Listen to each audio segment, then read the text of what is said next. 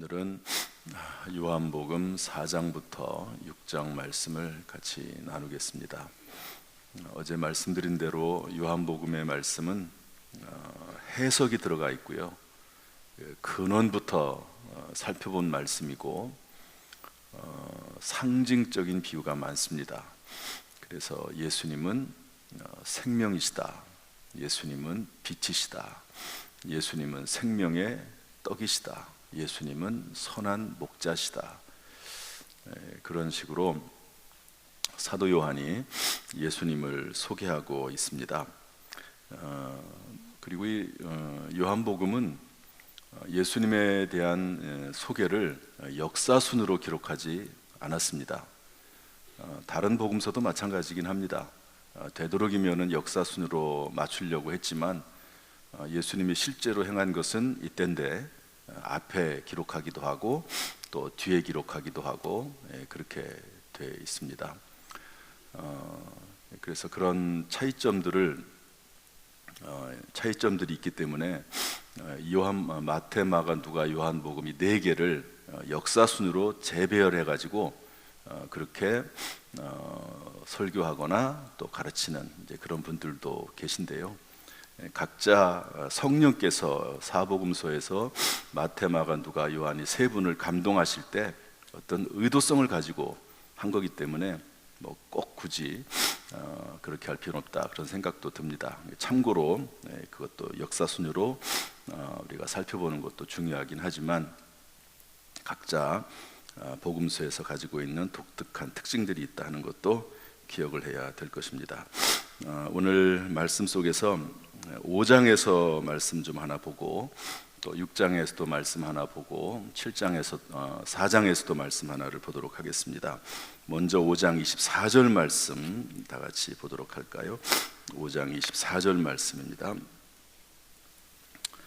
다 같이 한번 찾아볼까요?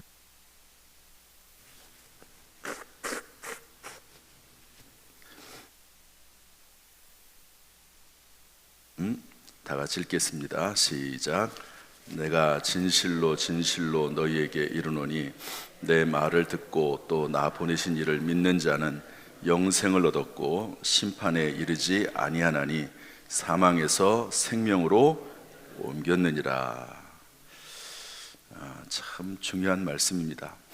예수님께서 직접 이렇게 말씀하셨어요. 내 말을 듣고 또 나 보내신 이를 믿는 자는 뭘 얻었다고요? 영생. 심판에 이르지 아니하나니 사망에서 어디로 옮겼다고요? 생명으로.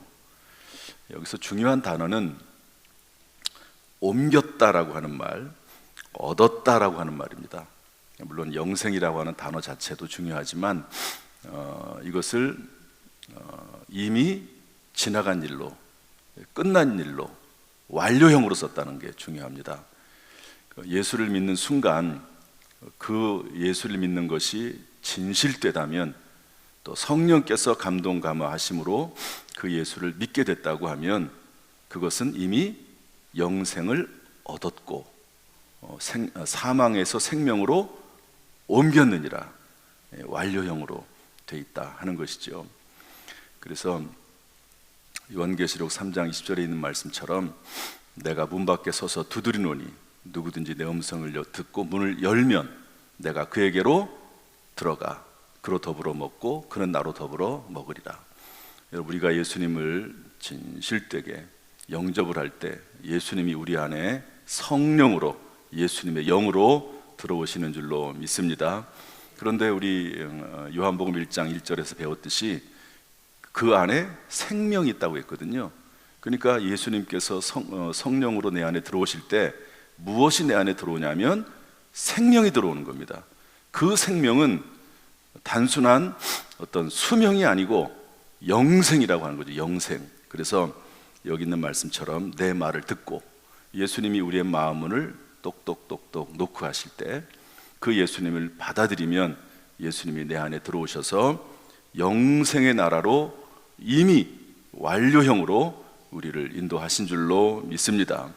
이것이 우리의 믿음이고 우리의 삶의 근거요, 존재의 이유라고 볼 수가 있습니다. 저는 왜 이것이 가능한가 하는 건데요. 로마서 4장 5절 말씀입니다. 이를 아니할지라도 경건하지 아니함에도 의롭다 하심을 믿는 자에게는 그의 믿음을 의로 여기시나니. 따라서 합시다. 그의 믿음을 의로 여기시나니. 그러니까 그럼 가능하죠. 우리가 의로운 게 세상 끝날까지 다 살아봐서 이 사람은 의롭다, 이 사람은 착하다, 이 사람은 됐다, 이렇게 판단하는 게 아니고, 예수님께서 또 하나님께서 어떻게 우리를 의롭다고 판단하신다고요? 의롭지 않아요. 경건하지도 않아요. 그리고 일도 하지 않아요. 그럼에도 불구하고 예수를 믿음으로 의롭다 하심을 믿는 자에게는 그 믿음을 의로 여기신다, 이렇게 말씀하고 있습니다. 실제로 의롭다는 얘기가 아니고 의로 여기신다는 겁니다. 법적인 완전이죠. 여러분, 감옥에 사람이 갇혔는데 대통령이 사면할 때가 있습니다. 여러분, 그 사람이 죄값을 다 치렀을까요? 치르지 않았죠. 물론 죄값을 다 치고 나온다고 해서 그 사람이 변화가 되는 것도 아닙니다. 그런데 대통령이 사면권을 발동해서 풀어주라고 하면 풀리는 거예요. 죄가 용서를 받는 겁니다. 어쨌든 그 사람 속에 여전히 죄악된 성품은 남아있을지 모르지만, 그러나 그 사람은 법적으로 자유입니다. 그런 것처럼 우리가 예수님을 영접을 할 때 우리가 아직 실제적으로는 변화가 안 될 수 있습니다.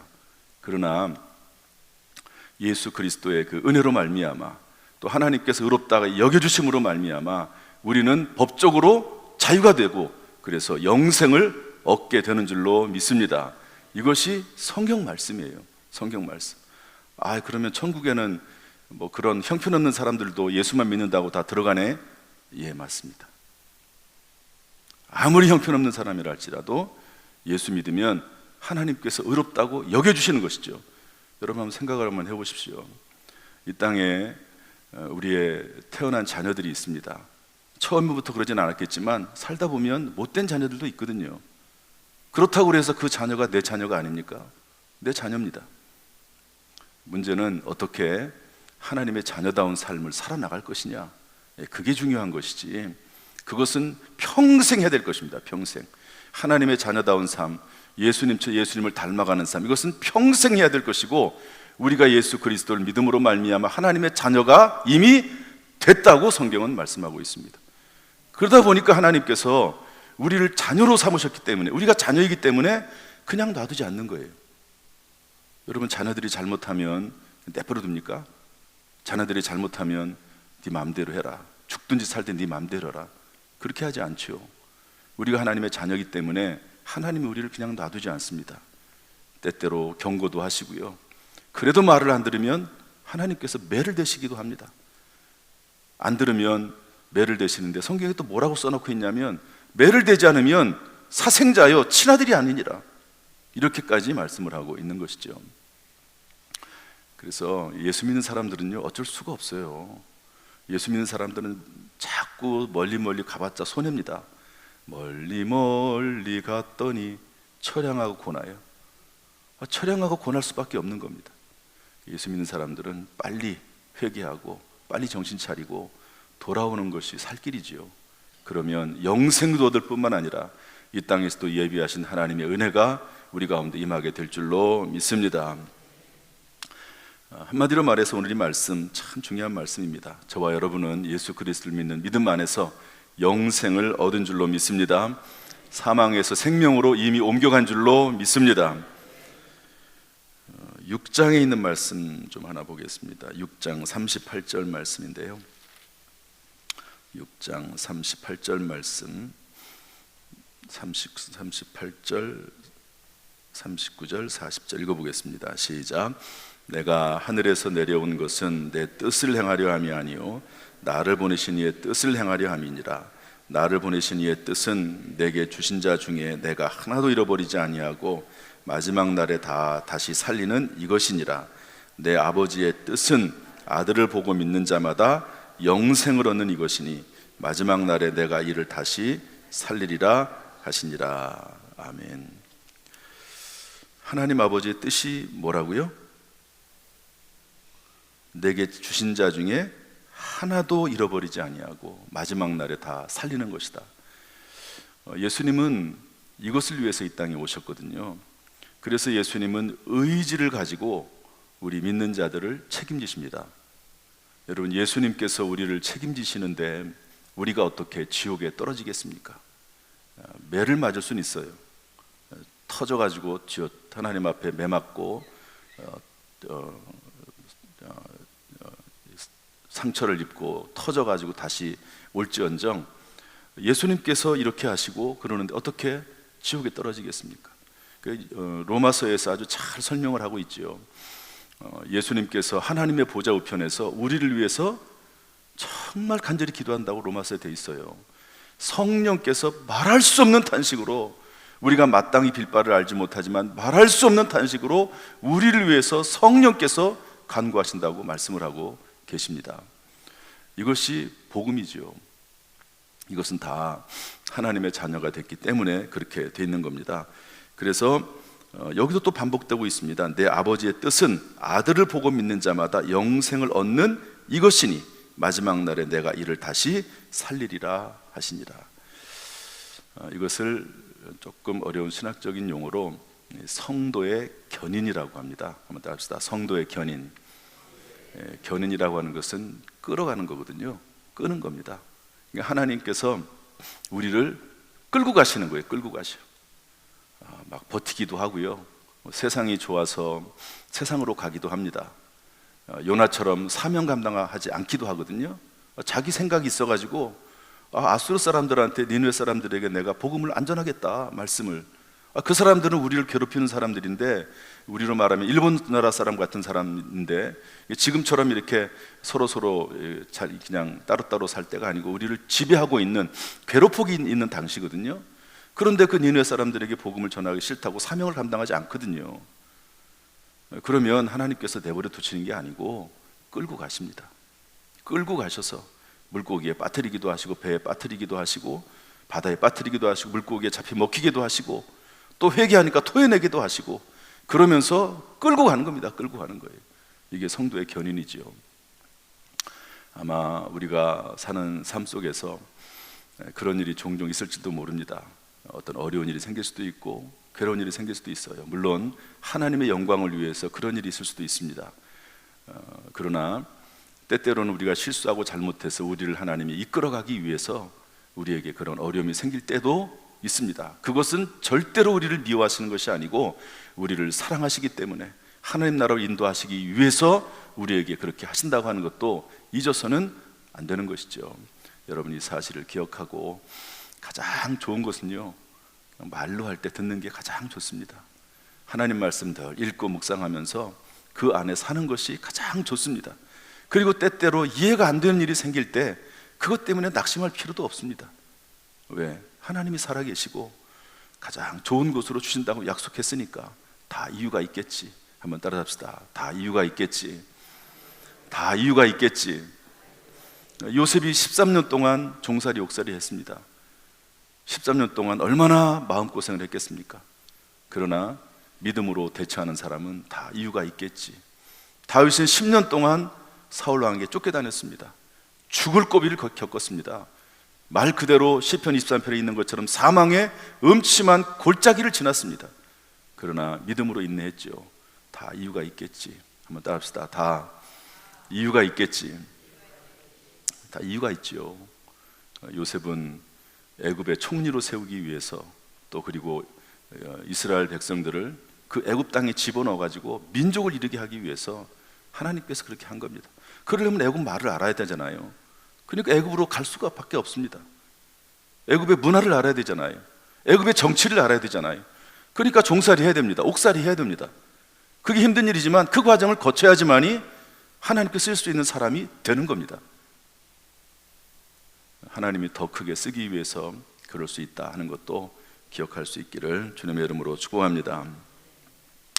4장 말씀을 좀 보겠습니다. 4장 말씀 참 중요한 말씀인데요. 사마리아 여자에게, 우물가에서 있는 사마리아인에게 예수님을, 본인을 소개하고, 또 그 여인이 마을 사람들에게 예수님을 소개하는 그런 내용인데요. 우리 4절 말씀 보겠습니다. 4장 4절 말씀 다 같이 읽어보겠습니다. 시작. 사마리아를 통과하여야 하겠는지라. 이것은 예수님의 의지입니다. 이스라엘 사람들은 사마리아를 안 가거든요. 사마리아는 이스라엘 정통 이스라엘이 아니라 다른 나라 사람들, 특별히 아수르 사람들하고 혼혈을 해가지고 혼혈 민족이거든요. 그러니까 이스라엘 사람들이 아니라고 생각을 했습니다. 유대인들은. 그러니까 이족을 지나가지 않아요. 불결하다고 생각을 해서 지나가지 않습니다. 그런데 예수님께서는 사마리아를 의지적으로 통과하여야 하겠는지라, 이렇게 예수님이 생각하시고 가십니다. 왜 그럴까요? 사마리아의 우물가에 나오는 이 한 여인, 이 한 명의 여인을 만나기 위해서, 이 여인을 구원하기 위해서, 예수님이 만나주시기 위해서 사마리아를 굳이 지나가시겠다고 하시는 것입니다. 저나 여러분이나 어떤 경로를 통해서든지 간에, 뭐 부모를 통해서 했든지 간에, 아니면 친구를 통해서 했든지 간에, 누구를 통해서든지 간에 이런 과정을 통해, 이런 만남을 통해서 우리가 주의 전에 오게 된 줄로 믿습니다. 따라서 우리도 의지적으로 해야 되는 것이지 그냥 자연적으로 되는 법이 없습니다. 사도 바울이 선교할 때 의지적으로 심지어 매를 맞아가면서 죽을 고비를 겪으면서 선교했지, 그냥 되어지는 대로 그렇게 하지 않았습니다. 여러분들이 의지를 사용하고 어떤 때는 전략도 써야 되고 하나님 앞에 기도하면서 방법도 물어봐야 되고, 그러면서 우리의 오이코스들에게 나가야 될 줄로 믿습니다. 그래서 이제 예수님을 만나가지고 이제 얘기를 쭉 하는데요. 읽어보십시오. 다 얘기를 할 수가 없고요. 이런 말씀이 하나가 나오네요. 볼까요? 우리 4장 29절 말씀 보겠습니다. 4장 28절 29절 중간에 생략하고 28절 29절 시작. 여자가 물동이를 버려두고 동네로 들어가서 사람들에게 이르되 내가 행한 모든 일을 내게 말한 사람을 와서 보라. 이는 그리스도가 아니냐. 이 여자는 남편이 5이 있었고요. 지금 6번째 남편하고 살고 있습니다. 이런 얘기들을 예수님께서 다 아시고 먼저 말씀을 하시니까 깜짝 놀라지요. 그래서 예수님에게 진지하게 질문을 합니다. 어디서 예배를 드려야 됩니까? 우리 사마리아 사람들은 여기서 예배 드리는데 이스라엘 사람들은 자꾸 예루살렘으로 오라고 합니다. 그랬더니 예수님께서 여기서도 말고 저기서도 말고 예배하는 자는 신령과 진정으로 예배하는 것이다, 이렇게 말씀을 하고 나니까 이 여자가 깜짝 놀라가지고요, 메시아로 그리스도를 인정합니다. 그리고 이 여자는 삶이 그러니까 이 낮에 햇볕이 쨍쨍쨍 내리쬐는 쬐는 낮에 와가지고 물을 깃거든요. 그때는 여자들이 오지 않습니다. 그런데 이 외로운 여자, 정말 불쌍한 여자, 나름대로 행복을 찾아서 남편을 5명이나 받고 6번째 남편하고 살고 있는 이 여자, 이 불쌍한 여자죠. 사실은 이 여자가 물동이를 버려두고 예수를 만나고 나서 동네로 들어가 사람들에게 이르는데, 사람들에게 뭐라고 말하냐면 와서 보라. 따라합시다. 와서 보라. 어디서 많이 들은 말씀이죠. 세례 요한이 제자들에게 1장 29절에 보라. 예수님께서도 1장 39절에 와서 보라. 빌립도 나다나엘에게 와서 보라. 전도의 내용이요, 간단해요. 보니까 와서 보라. 교회 와서 말씀을 들어봐라. 그렇게 하는 거죠. 예수님은 지금 뭐 하늘에 계시니까 야 예수님 만나러 천국 가라 죽으라 이럴 수는 없잖아요. 와서 보라. 교회 와서 하나님 말씀을 들으라. 와봐. 한번 꼭 좀 와봐. 그거밖에 없어요.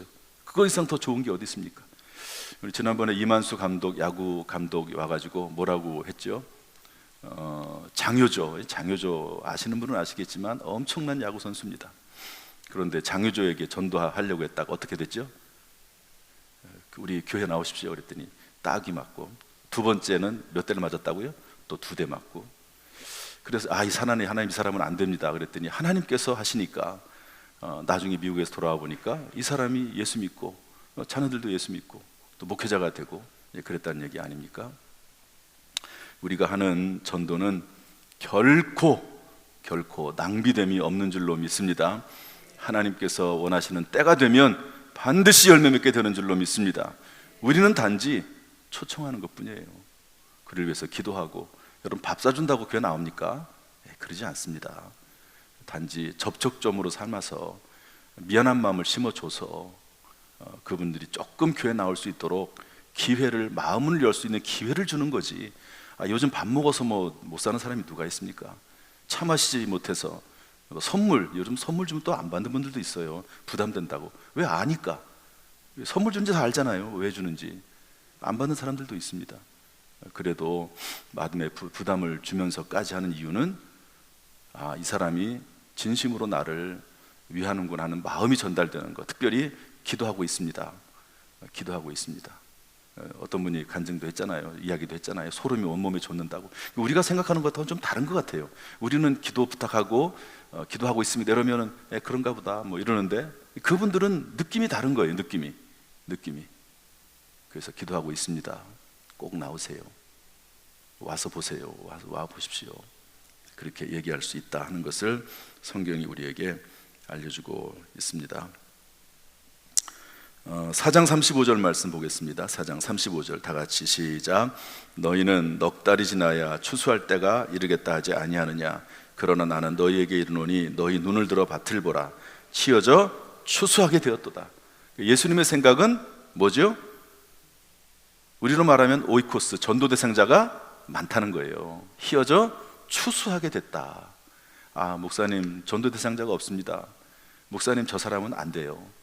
그런데 예수님은 어떻게 말씀하시죠? 희어져서 추수할 사람들이 많다. 우리가 가지 않아서 그렇지 많다. 죽어가는 영혼들, 구원받을 영혼들이 많다. 이렇게 예수님께서는 말씀하고 있습니다.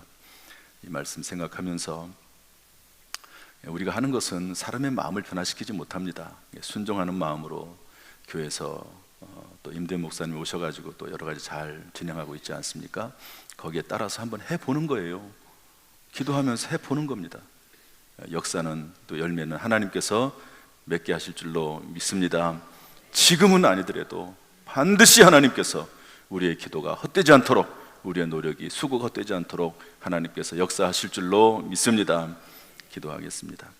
하나님 아버지 감사합니다. 오늘도 말씀 가운데 무엇이 진리인지, 어떻게 살아야 되는지 알려주시니 감사합니다. 너희는 먼저 그의 나라와 그의 의를 구하라. 그리하면 이 모든 것을 너희에게 더하시라고 말씀했사오니, 하나님 말씀에 따라 살아가는 가운데 우리는 하나님의 일을 하고 또 하나님께서는 우리를 책임지시는 놀라운 일들이 우리의 삶 가운데 나타나게 하여 주옵소서. 오늘도 이 새벽에 나와서 기도할 때마다 은혜 베풀어 주시고 평강 주시고 눈동자처럼 지켜 보호해 주옵소서. 지혜와 능력을 더하여 주옵소서. 복의 근원이 되게 하여 주옵소서. 예수님의 이름으로 축복하며 기도하옵나이다. 아멘.